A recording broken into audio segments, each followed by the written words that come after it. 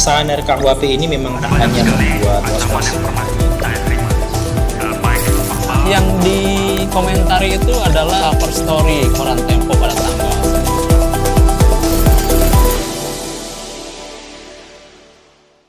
Halo, selamat sore sahabat Tempo. Hari ini kita bertemu kembali dalam acara Bincang Santai Ngopi Sore atau Ngobrol Inspirasi Sore-Sore at Tempo bersama saya Reza Maulana yang akan memandu acara ini hingga 1 jam ke depan. Acara ini bisa kita saksikan di YouTube Tempo Media, tempo.co dan Facebook Tempo Media yang diadakan setiap akhir pekan ya untuk mengangkat isu-isu seputar kita dan cerita-cerita yang bisa memberikan inspirasi bagi kita semua.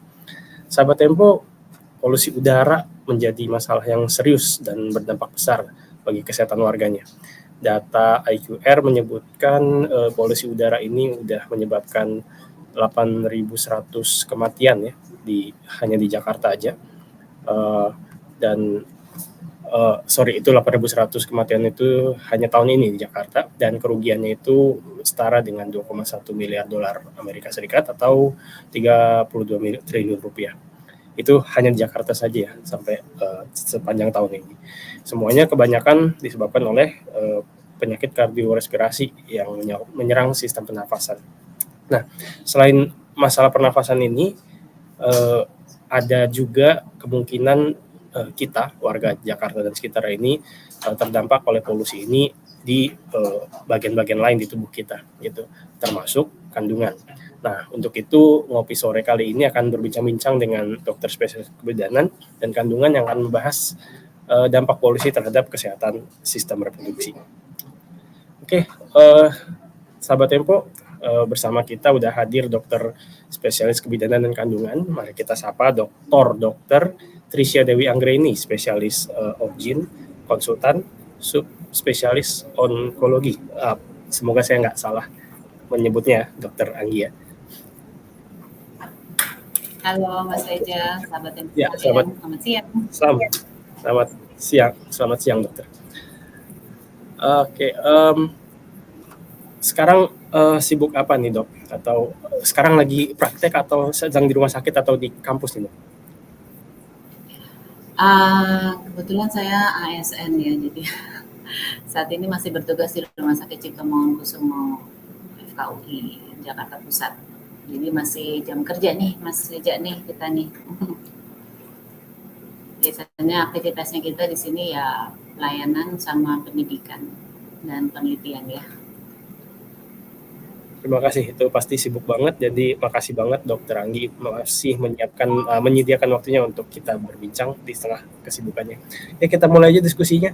Pengen tahu dulu nih dok, ini kan udah banyak artikel-artikel yang menuliskan tentang dampak polusi udara terhadap kesehatan reproduksi.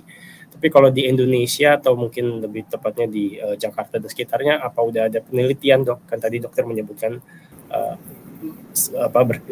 berkutat soal riset juga ya. Apa ada nggak sih penelitian yang menunjukkan korelasi antara polusi dan kesehatan reproduksi? Baik, jadi sebelum kita ke penelitian nih ya Mas ya, kita harus tahu dulu sih sumber polusi udara itu di mana ya.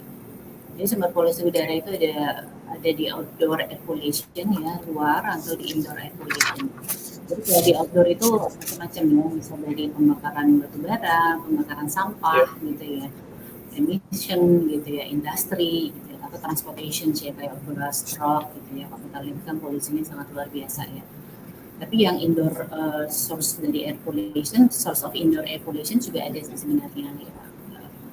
Dari kompor gitu ya, orang merokok nih, perhatian nih yang merokok ya. Kemudian dari debu gitu ya, kemudian dari dupa, pembakaran kertas dan kayu gitu ya, kemudian dari paint, cat gitu ya, atau dari semprotan nyamuk, itu semua juga bisa menjadi suatu sumber polusi udara.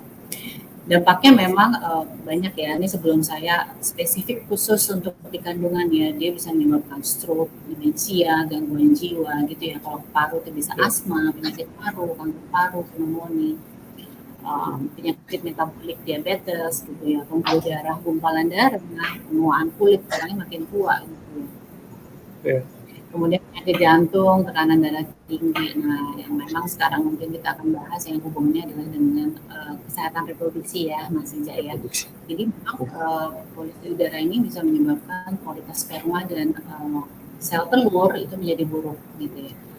Dan dampaknya pada saat terjadi kehamilan ada beberapa penyakit yang menyertai, bisa dari awal kehamilan bisa terjadi keguguran gitu. Kalaupun dia kehamilannya berlanjut bisa menyebabkan ancaman persalinan atau persalinan prematur, dan kemudian kalaupun bayinya lahir berat badan bayinya menjadi kecil. Nah, mekanisme polusi udara menimbulkan masalah kesehatan itu memang salah satunya adalah karena dia memicu stres oksidatif ya. Itu tergantung dari partikulat netasnya ya. Biasanya partikulat netas kita 2,5 sampai 10 mikrometer itu yang dapat menghasilkan kalau kita sebut namanya ROS ya, spesies oksigen reaktif, itu namanya radikal bebas gitu ya. Nah, radikal bebas ini akan memicu stres oksidatif dan membuat respon inflamasi atau peradangan. Jadi peradangan tuh kalau kita bilang bahasa medis itu inflammation ya, inflammation reaction. Nah, itu bisa terjadi di semua sel gitu ya, akan menyebabkan perubahan materi-materi genetik. Kita pernah masih ingat dulu di biologi ya. Jadi terjadi perubahan di materi genetik DNA, protein dan lipid sel. Jadi itu kira-kira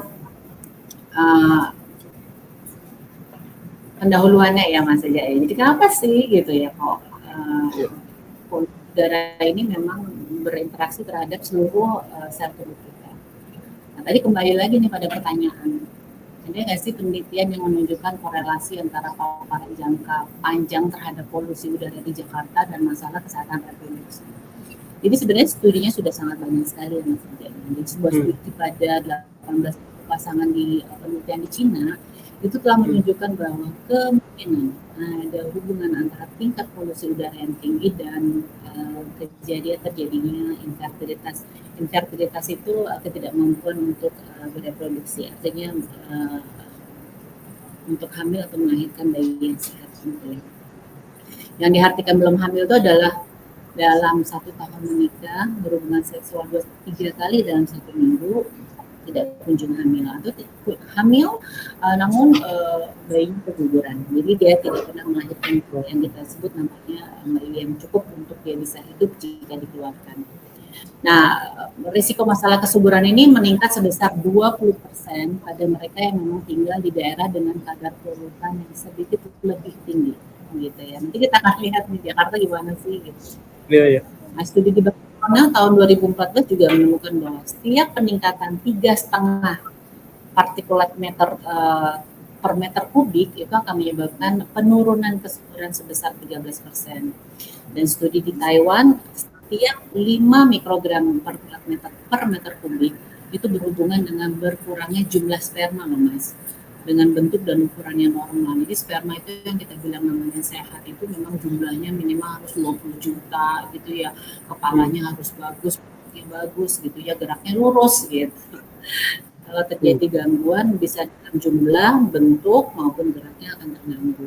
Studi lain di Amerika Serikat menemukan bahwa paparan polusi udara akan mengurangi kemampuan sperma bergerak. Tadi kan saya bilang ya, bukan hanya bentuk yang mungkin normal, tapi geraknya nggak lurus cepat, berbelok-belok atau muter-muter gitu ya.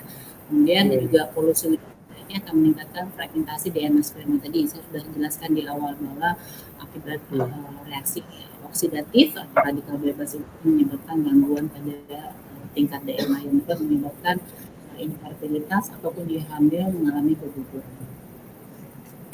Jadi seperti itu kira-kira penelitiannya. Sebenarnya sudah banyak yang berhubungan dengan kadar polusi dengan gangguan fungsi reproduksi. Perempuan adalah insan multidimensi dan multitasking. Bekal penting yang harus dimiliki untuk menjalani beragam peran itu adalah informasi. Cantika.com hadir memenuhi kebutuhan perempuan atas berbagai peran yang dijalani. Informasi kecantikan, kesehatan, fashion ada di sini. Setiap pekan, sahabat Cantika dapat berpartisipasi dalam live Instagram di @cantika.com dan berinteraksi dengan redaksi lewat Telegram. Cantika.com, informasi dan inspirasi perempuan.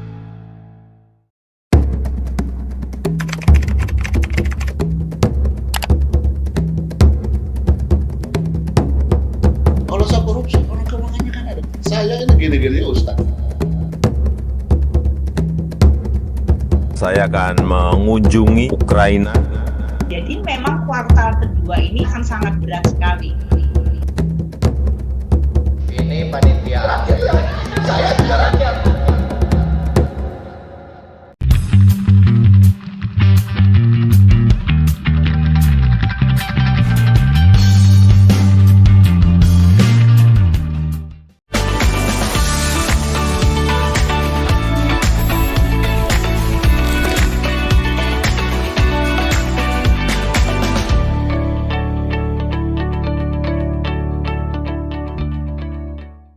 Parameter yang digunakan di penelitian-penelitian di Cina, di Amerika tadi itu bisa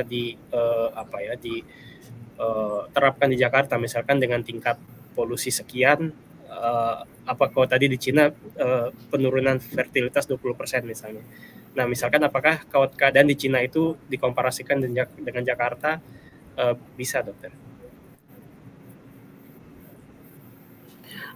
Ya memang nanti kita akan harusnya mengarah ke sana ya. Jadi sebenarnya kualitas udara itu yang memang harus dicek ya. Kalau kita ngomong masalah tingkat polusi ya. Jadi secara umum peringkat air quality index di bawah 100 itu tidak bermasalah ya. Namun jika kita sangat sensitif terhadap polusi udara seperti penderita asma, maka memang sebaiknya itu kita menjadwalkan kita berolahraga di dalam ruangan dengan air index level yang di bawah 50 atau kita beradaptasi ya, kita bergerak ya, beraktivitas gitu ya. Nah, kita lihat nih kalau di Jakarta berapa sih? Jakarta nih secara global nih, dia masuk di orange sebenarnya 116 saja gitu ya. Yeah. Jadi cukup tinggi ya. Jadi pertanyaannya kalau dari Jakarta juga enggak.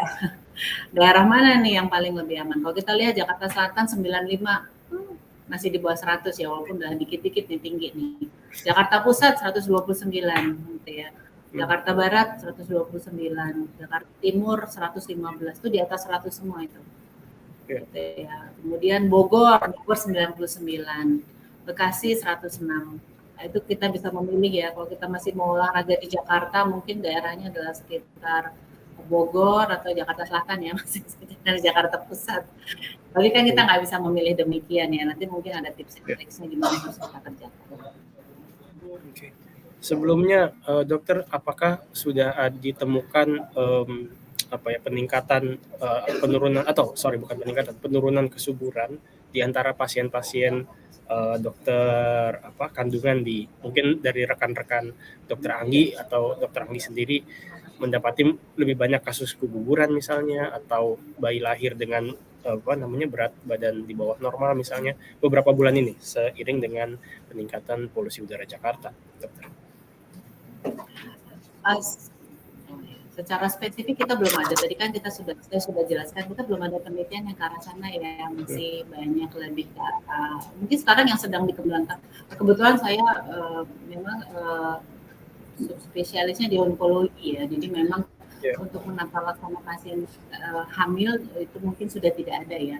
Tapi saya lihat teman-teman di obstetrik itu memang sekarang lebih berkutatnya tuh ke arah mikronutrien. Jadi memang belum banyak yang mengaitkan antara polusi dengan angka kejadian kualitas sperma dan sel telur dan pengaruhnya terhadap kehamilan yang sampai saat ini yang saya tahu ya Mas Eza ya. Jadi memang belum banyak digali apakah penyebab kegugurannya itu berhubungan dengan polusi yang terjadi di Jakarta. Apakah dengan makin meningginya atau makin meningkatnya polusi di udara di Jakarta itu menyebabkan kegugurannya menjadi lebih sering. Misalkan di Jakarta Pusat akan lebih tinggi angka kegugurannya gitu ya, mungkin ya dibandingkan misalkan di daerah Bogor atau Jakarta itu belum ada penelitian. Mungkin dibandingkan dengan daerah lain yang lebih sejuk, misalkan Bandung gitu ya, atau daerah mana itu mungkin bisa bukan berbentuk penelitian begitu dokter Anggi, tapi lebih ke temuan sehari-hari gitu dok. Apakah ada peningkatan kasus keguguran gitu di antara rekan-rekan yang dokter Anggi kenal gitu, pasien-pasiennya belakangan ini beberapa bulan ini lebih banyak keguguran, atau kalaupun lahir anaknya di bawah normal gitu. Jadi semacam temuan-temuan awal gitu dok, apakah sudah ada identifikasi seperti itu? Ini kan salah satu faktor ya Mas Eja ya. Tapi salah satu faktor yang lain kan banyak ya, keguguran ya. Artinya itu bukan hanya karena peningkatan polusi saja gitu. Jadi itu yang belum bisa dijawab ya. Ada yang keguguran karena sifatnya misalkan adanya suatu infeksi virus gitu ya. Ada kegugurannya yang karena adanya gangguan genetik seperti itu. Atau dia penyakit bayi berat lahir rendahnya disebabkan karena penyakit metabolik daripada ibu. Atau ya, jadi misalkan seperti diabetes mellitus itu salah satunya. Atau mungkin bayinya lebih besar gitu ya daripada usia kehamilannya, bisa menyebabkan salah satunya sudden death misalkan di dalam kehamilan, atau kita bilang namanya intrauterine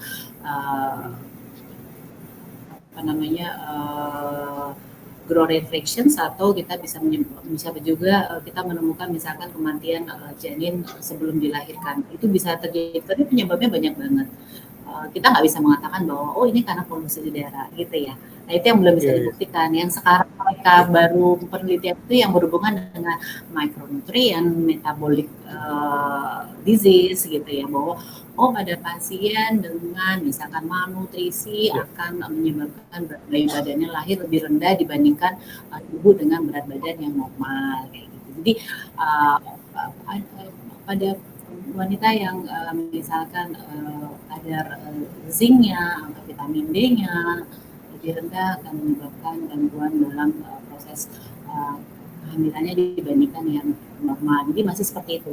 Belum ada yang membandingkan secara ini hubungannya nih meningkat karena adanya polusi udara gitu Mas saja. Jadi saya masih belum bisa mengatakan kalau dari awal iya betul. Tapi beberapa penelitian di luar yang sudah ada seperti yang saya sebutkan tadi. Nah, ini dengan keadaan Jakarta sekarang tadi dokter sempat sampaikan kecuali Jakarta Selatan itu semua di atas 100 gitu ya, jadi kondisinya udah nggak sehat. Nah, berarti untuk ibu-ibu yang hamil gitu ya, kan harus banyak aktivitas. Biasanya kalau sebelum ada ribut-ribut soal polusi udara, dokter banyak menyuruh pasien ibu hamil untuk jalan pagi misalnya gitu ya. Banyak beraktivitas fisik gitu. Nah, kalau sekarang bagaimana nih dokter? Kalau cara mengurangi paparan polusi ya, itu lebih ke arah mengurangi waktu yang dihabiskan di jalanan dengan lalu lintas yang padat ya, susah juga tapi ya kalau wanitanya bekerja ya. Kita maunya sekarang pakailah public transportation, maunya begitu ya. Kalau nggak kena paparan lalu lintas, berarti kita naik mobil pribadi. Tapi mungkin air condition juga merupakan salah satu polusi juga kali. Terlalu banyak terpapar, maunya udaranya udara segar gitu ya. Kemudian membatasi waktu di luar ruangan dengan kualitas udara yang buruk, itu agak susah juga ya. Pindah dari Jakarta itu juga nggak mungkin. Tapi ya itu beberapa hal yang memang kita harus jaga. Mengurangi waktu olahraga intensitas berat di luar ruangan gitu ya. Sarannya kali apa ya? Mungkin treadmill kali, kalau treadmill juga susah juga ya, maunya jalan di kompleks ya gitu ya. Kemudian pilihlah jalan yang sepi untuk berjalan, berlari atau bersepeda gitu ya. Ya kalau situasi di Jakarta memang agak susah ya, kalau saya lihat sekarang kan banyak yang bersepeda ya, tapi dengan lingkungan yang sangat padat gitu ya. Mungkin memakai masker adalah salah satu cara ya sebenarnya ya, untuk bagaimana kita beraktivitas di lingkungan dengan polusi yang kalau kita nggak bisa milih nih tadi, kalau bisa pilih tidak padat gitu ya. Kalau ternyata itu tidak bisa ya kita pakai masker kali ya. Karena pakai masker itu saat berolahraga atau saat berjalan itu akan mencegah beberapa penyebaran. Salah satunya yang dulu kita takutkan, salah satunya COVID gitu ya. Kemudian paparan polusi udara ya, transmisi virus. Terus kalau kita pakai masker itu akan meningkatkan fungsi paru dan kapasitas bernapas, sehingga akan meningkatkan daya tahan. Kalau kita bernapasnya juga menjadi lebih baik gitu ya, oksigenasinya juga menjadi lebih baik. Ini penggunaan masker saat berolahraga adalah sesuatu yang sebenarnya aman untuk dilakukan. Tapi kalau untuk yang penyakit paru kronis, konsultasi dokter terlebih dahulu. Kalau untuk yang punya penyakit kronis gitu ya, asma berat gitu ya, atau PPOK ya, PPOK itu apa yang namanya bahasa penyakit paru kronis gitu ya.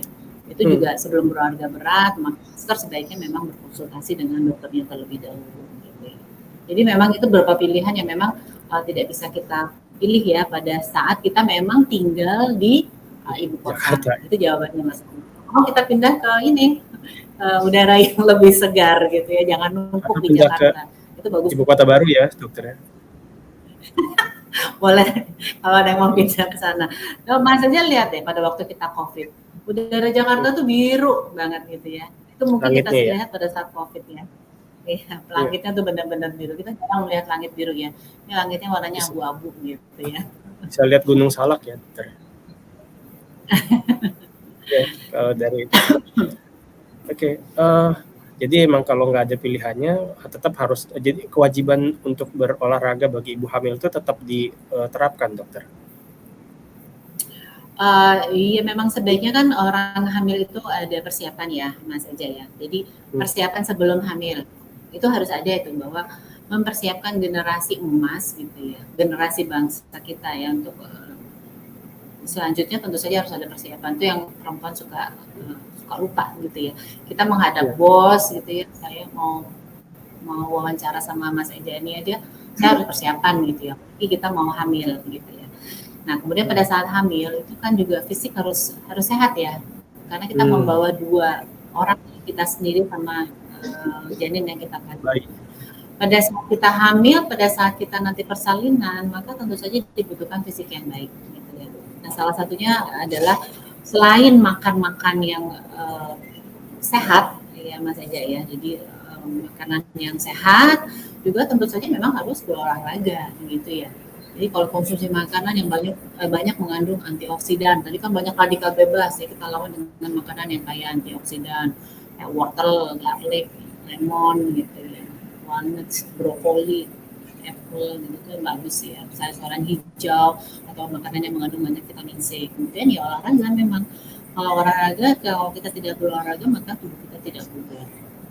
Gitu ya. Cuman tadi memang kalau kita hubungkan lagi tadi ya sebelum hamil nih Mas Eja akan menanyain memang apakah dapat menyebabkan gangguan pada janin ya tentu saja. Kenapa? Bayangkan kita mengambil udara ya Mas Eja pada saat kehamilan ya. Itu paparan polusinya itu dapat meningkatkan proses peroksidasi lemak atau lipid pada plasenta sehingga akan bisa menyebabkan mortalitas pada fetus karena akan terjadi gangguan uteroplasenta kan janin itu dapat dari plasenta ya, dari sumber nutrisi ibu ya.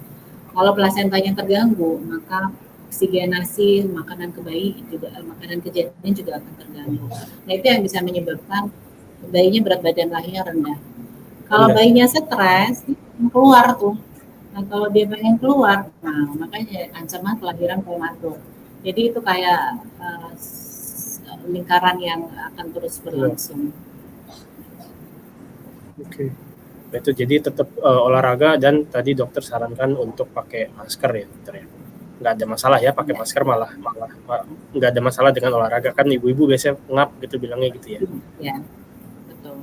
Cuma tadi kalau pakai masker yang biasa dipakai kayak seperti masker dokter kalau operasi itu ya, itu sebaiknya diganti setiap 4 jam ya. Jangan dipakai seharian itu terus gitu ya. Kebersihan juga harus dijaga. Ya. Sayang dok, mau maskernya mahal kalau yang dokter mau masker dokter ya. Jadi makanya dia mana. Ya, boleh gitu ya harus. Ya. Yang jadi pertanyaan kenapa masker mahal ya itu tuh harus diatur kebijakan itu ya. Iya. Oke. Nah ini sebenarnya kalau untuk soal dampak polusi udah terjawab semua sih insya Allah dokter. Tapi penasaran ini kalau ngeliat nama Dokter Anggi panjang di belakangnya itu ada subsonk. Nah itu saya tadi googling onkologi ya dokter ya. Itu iya betul. Itu pengen tahu aja gitu sih penasaran itu. Itu berarti apa itu maknanya dok? Jadi onkologi itu adalah keganasan gitu ya. Jadi onkologi itu bisa macam-macam gitu ya. Tapi kalau misalkan dari obstetri ginekologi, kalau obstetri adalah hal-hal yang berhubungan dengan kehamilan, baik sebelum hamil atau sesudah kehamilan, berikut penyakit yang menyertai. Kalau ginekologi adalah hal-hal yang berhubungan dengan fungsi reproduksi gitu ya. Fungsi reproduksi itu bisa organ genitalia atau saya agak susah ya bahasa awamnya apa ya, organ genitalia interna yang dalam kayak rahim, indung telur, saluran telur gitu ya, rahim, vagina, atau organ genitalia eksterna yang di bagian luar ya. Kalau kita lihat dari maksud pubis gitu ya, vulva gitu ya, perineum antara kemaluan sama lubang anus. Nah, kalau kita berbicara onkologi, bahwa itu adalah penyakit-penyakit yang mempelajari keganasan pada organ-organ tersebut, gitu, Mas Rijal. Jadi setelah menjadi obstetrik ginekologi itu ada subspesialisnya lagi, ada yang berhubungan dengan kehamilan, gitu ya. Itu kita bilang namanya fetomaternal. Ada yang berhubungan dengan hal-hal yang berhubungan dengan endokrin atau hormonal, gitu ya, atau infertilitas itu ada namanya fertilitas. Atau yang berhubungan dengan kosmetik itu namanya uroginekologi. Nah, yang berhubungan dengan penyakit-penyakit yang keganasan terhadap organ yang saya sebutkan tadi, nah itulah yang disebut namanya onkoginekologis atau ginekologi onkologi. Jadi memang dokter ginekologis itu kalau obstetrician itu dokter yang menangani kehamilan gitu ya.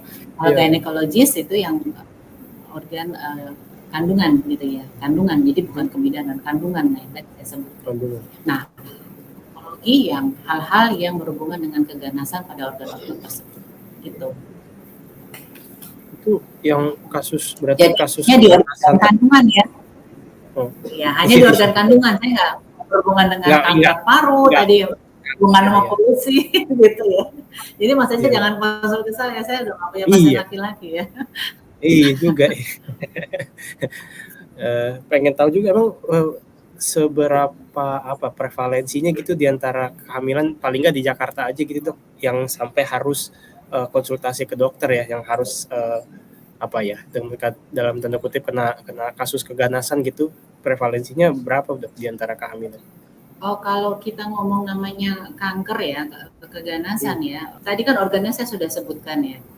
Jadi keganasan yang paling tinggi di organ kandungan, nggak usah ngomong mungkin Jakarta atau Indonesia lah saya bilang ya, itu adalah kanker leher rahim. Jadi kalau tadi saya bilang yang organ genitalia interna itu rahim itu ada badan rahim, ada leher rahim. Itu kita yang paling tinggi itu adalah kanker rahim. Padahal kanker rahim itu diturunkan secara genetik ya Mas Eja ya. Kalau tadi kan polusi mengganggu DNA, ada bisa terjadi mutasi DNA, mutasi genetik gitu ya. Mungkin salah satunya juga penyebabnya polusi ya. Walaupun penyebab yang lainnya sebenarnya banyak ya. Salah satunya adalah polusi gitu ya. Pada orang yang beberapa polusi atau terkena zat radiasi kayak di Jepang, terjadi beberapa mutasi DNA, itu bisa terjadi gitu ya. Nah, penyakit-penyakit yang diturunkan secara genetik yang dibawa misalkan dalam DNA-nya. Itu ada yang di breast cancer gitu ya. Kanker payudara itu ada yang diturunkan secara genetik. Kanker indung telur diturunkan secara genetik. Kita nggak bisa udah bawaan. Mungkin pernah dengar Angelina Jolie gitu ya.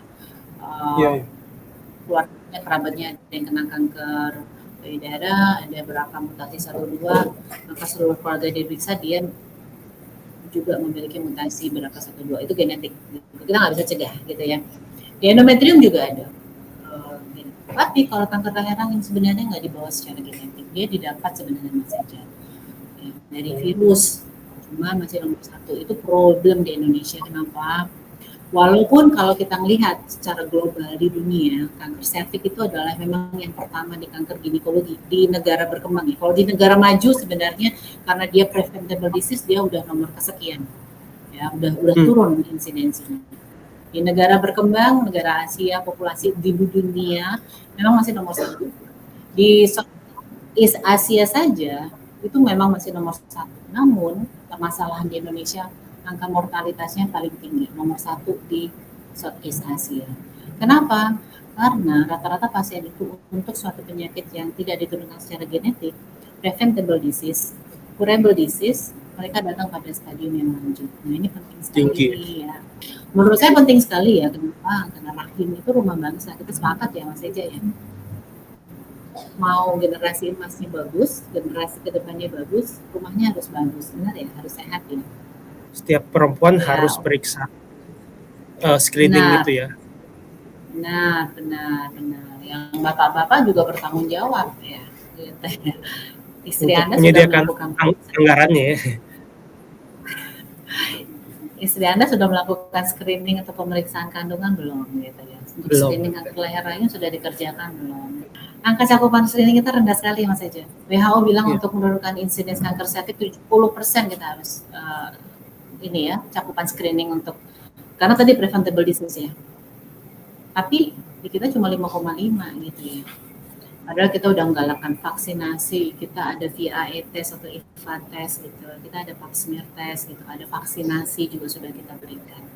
Nah itu memang masih PR-nya kami. Suatu saat mungkin bahas ini juga menarik juga ini Mas. Menarik, iya.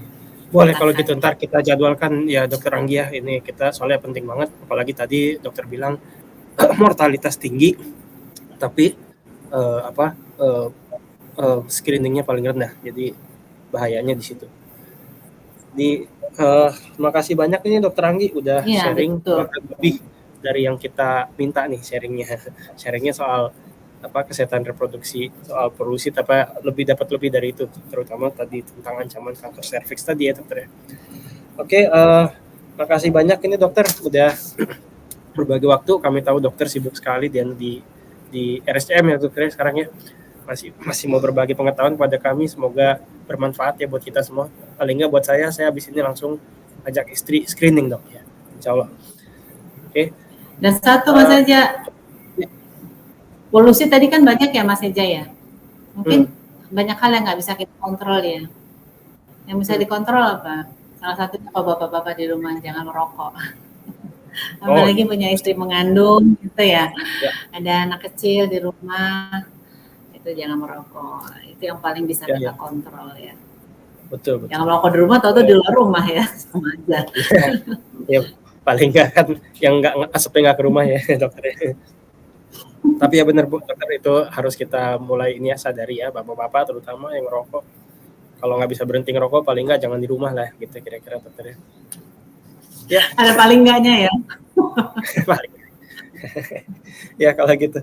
Makasih banyak sekali lagi Dokter Anggi, kita udah ditemanin sepanjang hampir 1 jam ini sampai ya lebih dari tadi batasnya setengah jam ya padahal dokter ya. Oke, kalau gitu sampai di sini juga perjumpaan kita sahabat Tempo. Jangan lupa kunjungi website Tempo Media Group www.tempo.co dan baca majalah Tempo setiap minggu dan koran Tempo digital setiap harinya ya. Bisa download di App Store, Google Play, Play Store maksudnya, Tempo Media untuk mendapatkan informasi berita terupdate tiap hari. Akhirul kalam, saya Reza Maulana beserta seluruh kerabat kru yang bertugas pamit undur diri. Sampai jumpa. Assalamualaikum warahmatullahi wabarakatuh. Waalaikumsalam.